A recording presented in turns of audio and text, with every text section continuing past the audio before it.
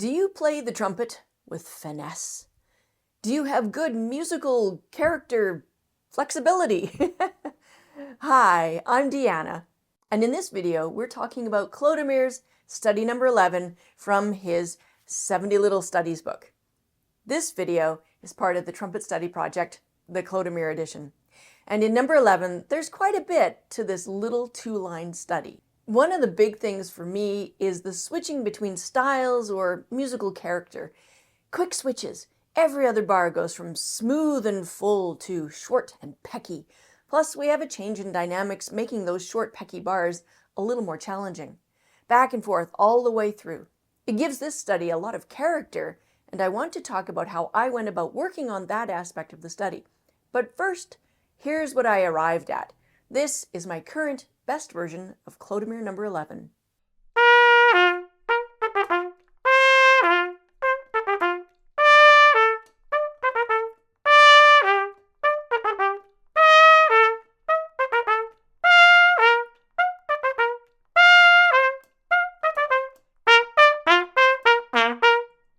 As I said at the start, there's a lot going on here. This study is demanding us to be in charge of what we're doing on our instrument. It's not just the quarter notes, it's not just the eighth notes, there's a lot more detail to it. And there are those quick changes, back and forth.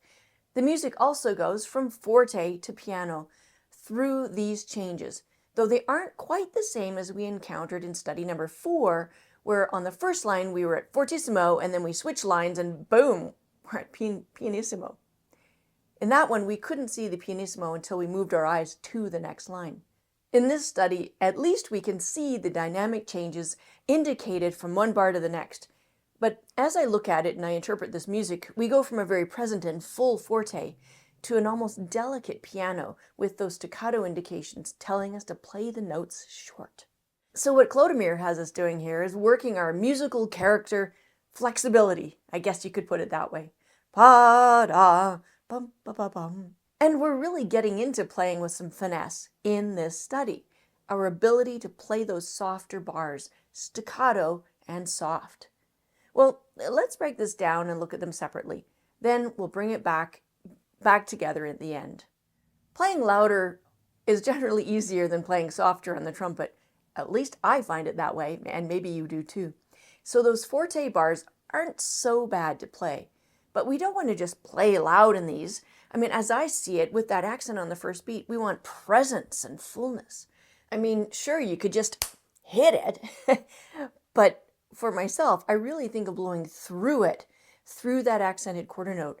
Yes, we give it a little something extra at the beginning, but then we blow through it, taking it on down and into the lower note. Then for those second beats, those lower notes, we want to give them presence as well, even if it's brief. Sure, it's only an eighth note, but it's a full one if you compare it to the eighth note in the next bar that's on the second beat with its staccato note. To practice this, we can just play the odd bars to work on them and get the feel of it.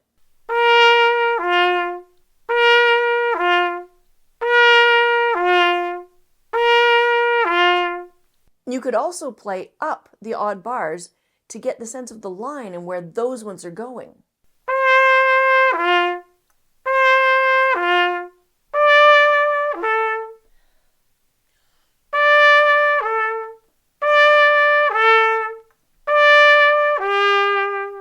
Okay, so we're getting those forte bars pretty well.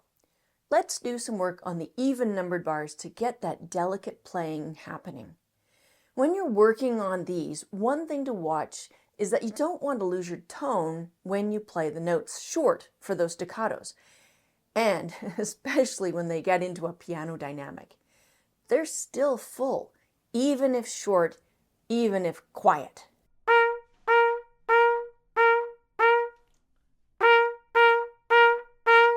When I worked on this bar and the other ones like it, I worked on getting quieter. That is, I started louder so I could make sure I had the staccatos happening with good articulations and I had a full tone, but then I pulled back and back and back, softer, softer, trying to keep my tone quality good and the articulation good as well.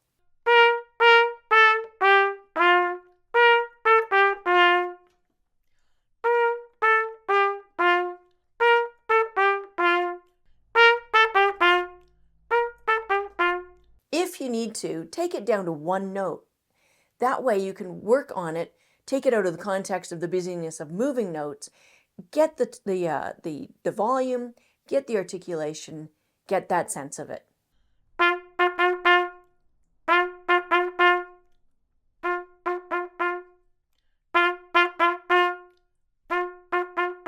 You could even work it going up a scale if you wanted to.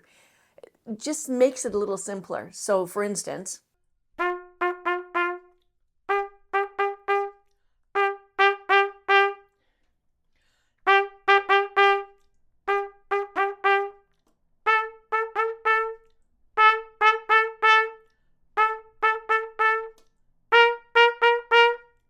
okay, now we've done that. Let's put the bar back together as it is and play it a few times in a row so your body has opportunities to figure out how to play it now with the moving notes.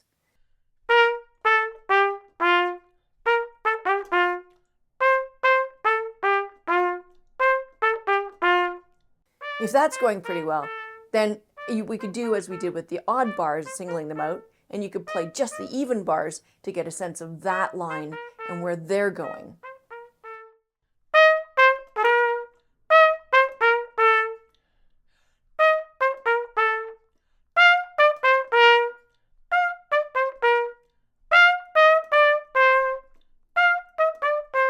Finally now, let's bring them together and work at being able to switch from the full presence of the forte bars to the softer, quieter staccato bars, the odd bars moving to the even bars, and keep it moving along.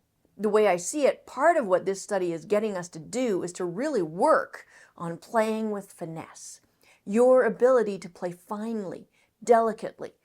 And all the work we've been doing up to this point is for, among other reasons, developing our ability to support our sound production with good air.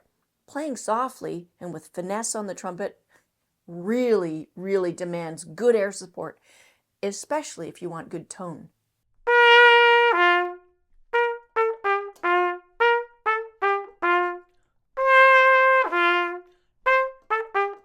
Now, just to note, when you do put them back together into the context of the study, as it's on the page, don't worry too much about playing it with a steady beat and keeping that tempo going.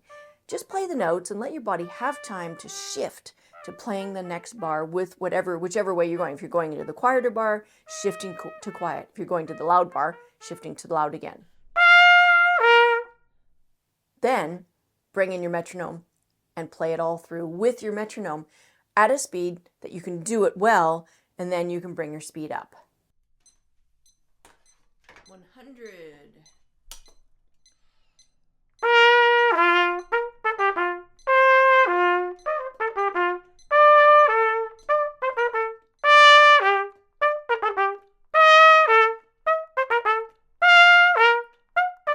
If you like these practice strategies and haven't yet seen the video for Clodomir number 5, check it out.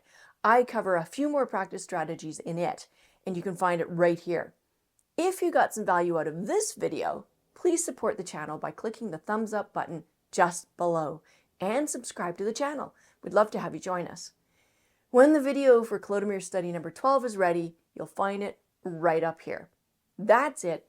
I hope you have a wonderful rest of your day.